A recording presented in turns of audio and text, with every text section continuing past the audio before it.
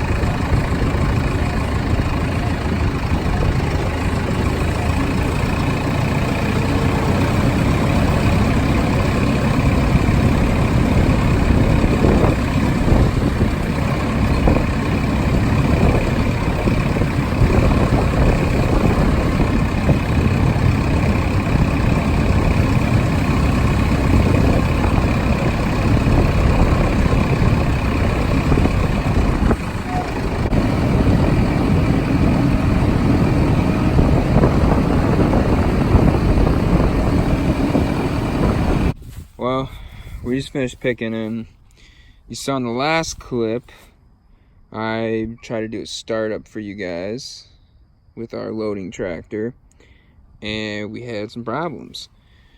So basically, you push this little switch down, and it turns it on. Hit the starter, and it starts it up.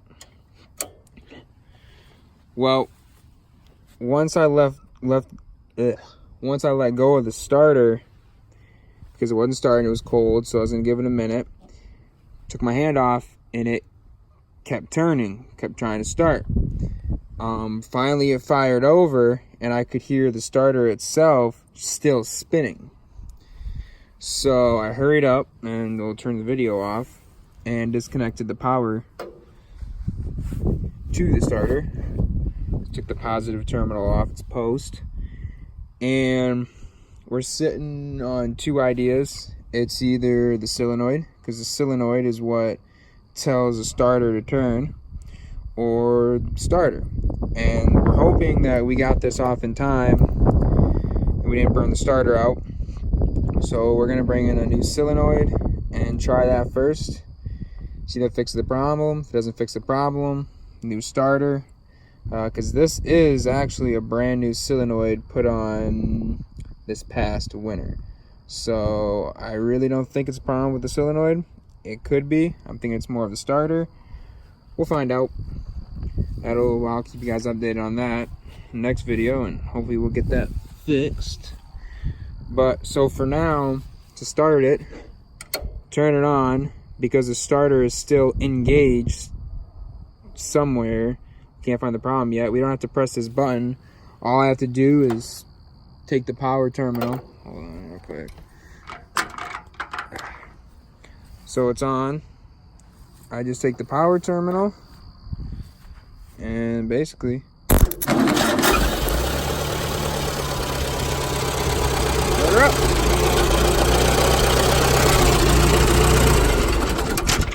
Now, that's probably not the best way to do it, and obviously we're not trying to do this for long term. We want to get it fixed, but for now, as most of you know, I mean, we're in the middle of apple harvest, so there's no time for, you know, downtime.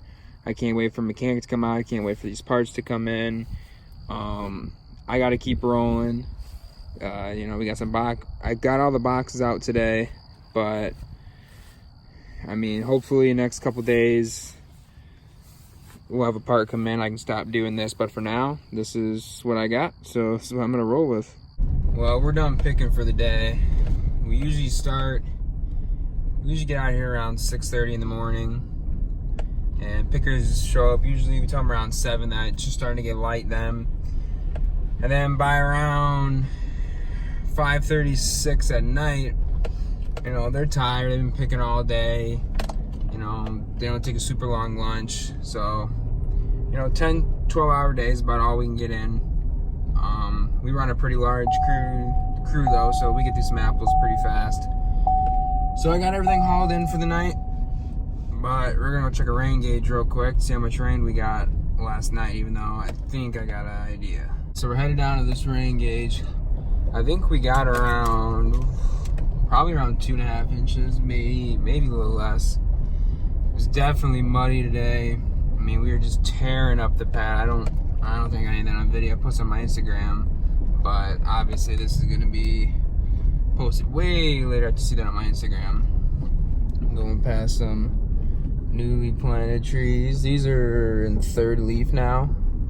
They're gonna be a good apple, but they're a late apple, which kind of worries us.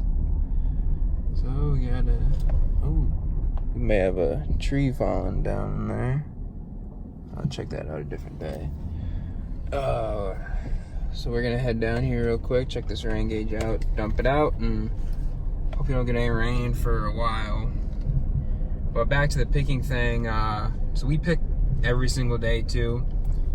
Starting 1st of September until usually 1st week in November. We pick every day as long as weather's cooperating. So we tire these guys out pretty good. But it's the only way to harvest them. Unless, maybe I'll talk about some different things in the future about harvesting apples. Oh wow. That looks like 3 inches. Oh, just got dumped out. 3 inches and 1/10. That's a lot more than I thought. The front of the farm got 2. I don't know if I should go through there. Let's find out. The front of the farm. No, we're not gonna go through there. I had to fix that this spring already. I already have a lot of other stuff to get fixed now, thanks to that rain. But the front of the farm, by our building and offices, got like 2 inches and 3/10. Back here got 3 inches and another 1/10.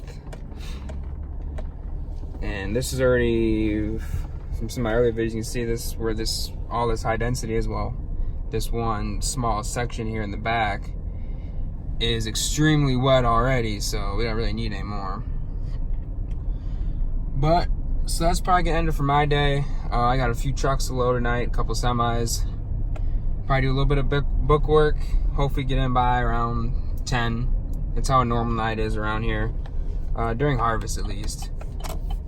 So if you guys like the video, you know, give it a like, comment anything you want to see in the future, subscribe to the channel, check me out on Instagram at K Farms. You can see what I do on almost an everyday basis. Maybe come get some samples of these tomorrow. Grape harvest is gonna start Monday. For Concords, Niagaras are done, so maybe I'll get a couple videos of the Concord guys running, because I should be around, maybe a little more for that. Starting to cool off around here quite a bit. We're at 61 right now. But yeah, so see you for the next one.